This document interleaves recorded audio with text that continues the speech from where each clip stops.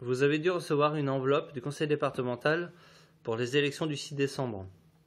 Alors, il faut savoir que les personnes qui ne travaillent pas à Bourges votent par correspondance. Donc, la vidéo est faite pour les personnes qui votent par correspondance et qui se perdent un peu dans les papiers. Donc, je vais vous montrer comment voter par correspondance. Donc, vous avez tous reçu. Si vous ne l'avez pas reçu, il faut appeler le conseil départemental.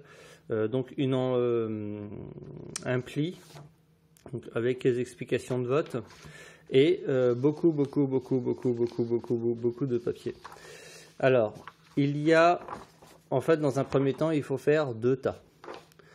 Un tas avec les élections du comité technique, vous voyez, comité technique, donc un tas. Vous avez une enveloppe verte et une enveloppe écrite élection au comité technique. Voilà, donc on met ça dans ce tas-là. Vous avez des bulletins de vote. Alors là, moi, je vois les bulletins de vote sont un peu mélangés. Non, c'est bon, c'est pareil pour une enveloppe. Comité technique. Donc, il faut faire un tas comité technique. Là, vous avez les élections CAP. Alors, pour moi, c'est CAPC. Pour certains, c'est CAPB et d'autres CAPA. Donc, ça, c'est les professions de foi. On va les mettre sur le côté. Et donc, une enveloppe pareille. Donc, commission administrative paritaire. Tac. Et l'enveloppe rose pour la CAP. Les bulletins de vote, donc il faut bien regarder, commission administrative paritaire, donc CAP ici. Et ça, c'est l'enveloppe de retour. Voilà. Donc comment ça marche? C'est pas si compliqué que ça, c'est juste qu'il ne faut pas se mélanger les pédales. Donc, il faut faire le premier vote. Le premier vote, donc c'est comité technique. Donc vous avez les professions de foi pour vous guider. Ok. Et une fois que vous avez choisi, vous prenez votre bulletin. Vous prenez le bulletin qui vous intéresse. Alors je ne vais pas vous mentir. Je vais vous conseiller de voter CGT, mais bon, ça c'est à vous de voir.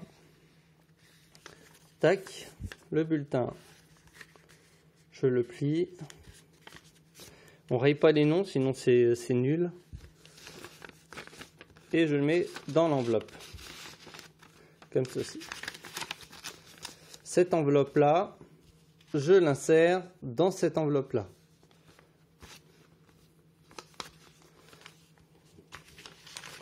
Voilà.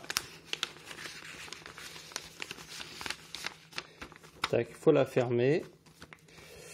Et il ne faut pas oublier de mettre votre nom, votre prénom, le grade et la signature. Très important, sinon le vote n'est pas pris en compte. Personne ne peut savoir qui a voté, donc oui, que vous avez voté. Voilà. On va faire la même chose pour la CAP. Donc, les professions de foi, forcément. Les bulletins de vote. Donc, moi je vais rester sur la CGT. Tac. Je plie mon bulletin.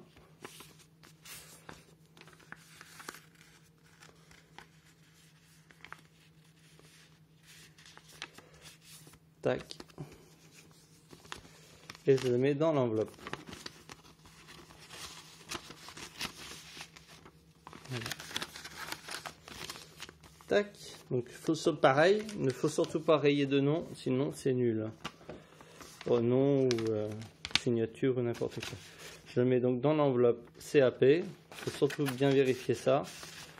Si vous vous trompez de couleur d'enveloppe dans les enveloppes, le vote est nul. Voilà, donc là, il faut cacheter. Mettre nom, prénom, grade, signature, ne surtout pas oublier. Les 2 enveloppes. Une fois que c'est fait, vous insérez ça dans la grosse enveloppe.